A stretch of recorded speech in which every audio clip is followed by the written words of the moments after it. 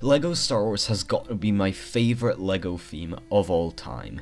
While it has its ups and its downs, I just think it's really well done, and you get a sense of each Star Wars movie in it. But then, there are some gripes with it that I have, and those mainly come to the decision of what sets are made.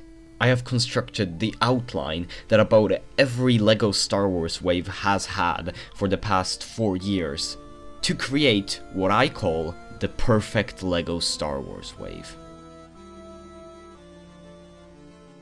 So basically, every year, there are 7 categories where sets are released.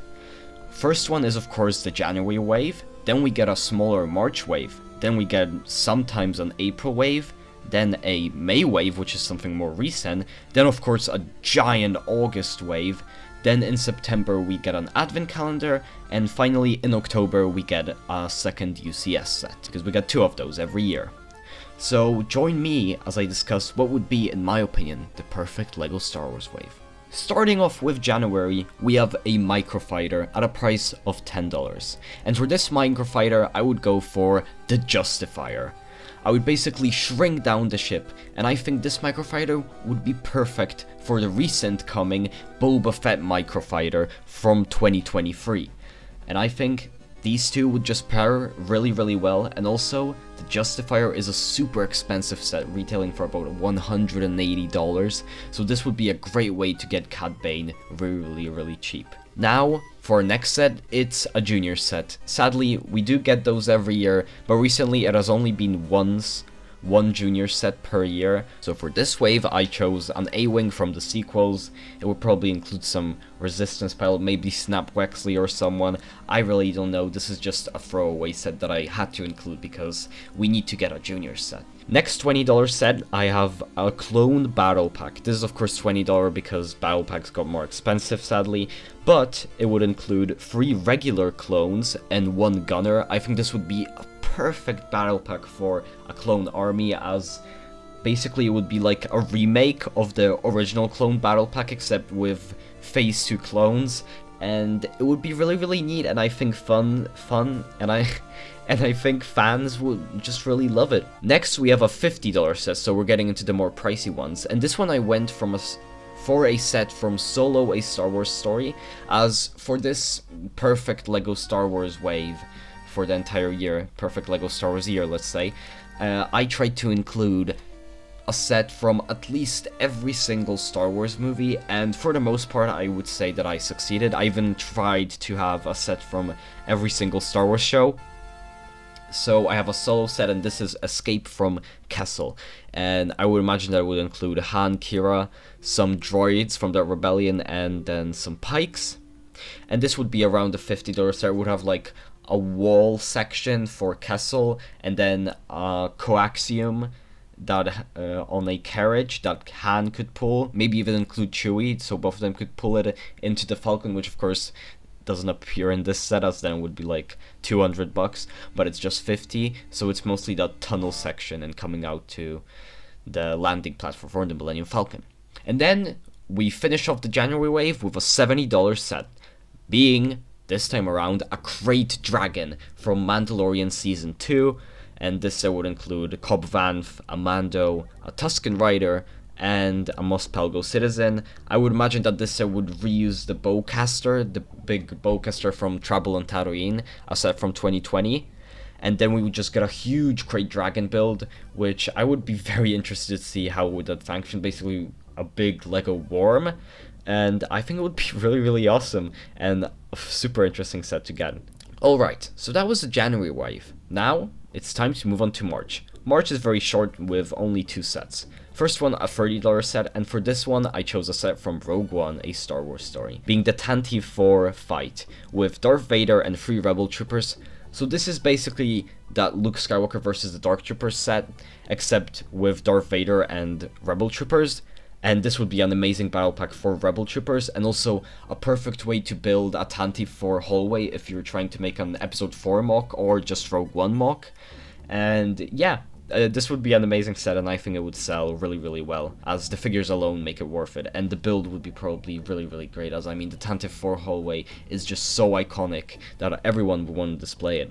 And then we get a $100 set, and for this one I went with episode 6, and I went for the Mon Calamari Home 1 cruiser, and it would include Admiral Akbar, a new Mon Mothma, a pilot, a rebel general, and Luke and Leia, and potentially an A-wing build. And I would imagine this would have a rebel briefing room, and then of course the cockpit section, and then a hangar. So basically imagine a remake of the 2010 set, which phenomenal set by the way, really needs a remake, and this would be the perfect way to get one, as it would be basically the same set except better, because the build would be far better and the figures would be far better. I mean, the original set was amazing, and it was our first time that we got a Mon Mothma, so this would be a great update for her, especially knowing that in the Skywalker Saga we've got the design for the characters that would come in this set updated. So a Mon Cala Home 1. Now, for April, we have the least interesting wave, let's say, and it will be the helmet wave, which we get in April.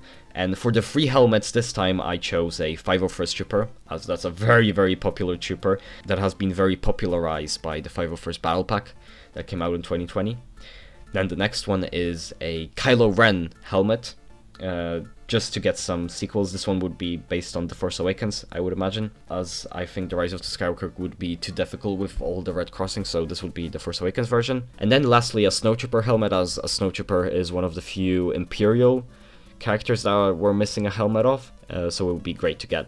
And yeah, now let's move on to May. As I said, April was very short, as there isn't really much to talk about. So in May, we would get 2 dioramas, and of course a UCS set and a retail exclusive.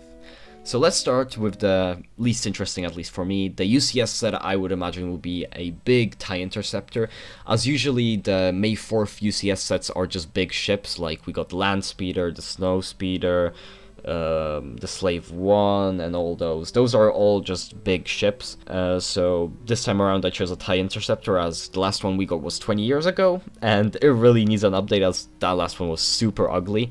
And the figures here would be probably just 1 pilot, potentially 1 officer, as these sets don't really get figures, as they're more of a bonus, as the designers say. No, not really, because when they made the Land Speeder, I guess they weren't a bonus, but whatever.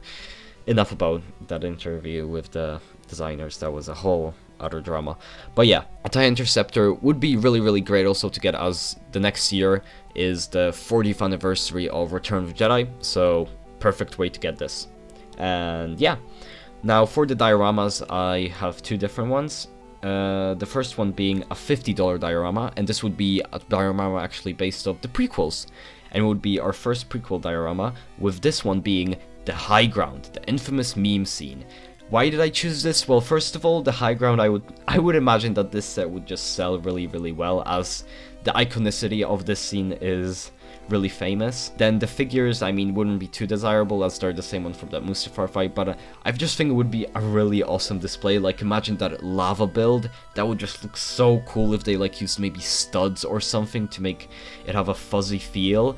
And then of course you would have the high ground section, then the quote brick saying, "It's over, Anakin, I have the high ground." Just, I think this would be an amazing set, to be honest. Now I really want it, as it would be a really awesome display.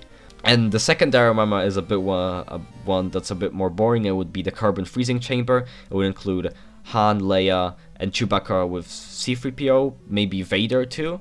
And it would be the Carbon Freezing Chamber. I would imagine this would work. This would have a similar function to the Freezing Chamber from, I would say, not the playset version, as that function was pretty bad.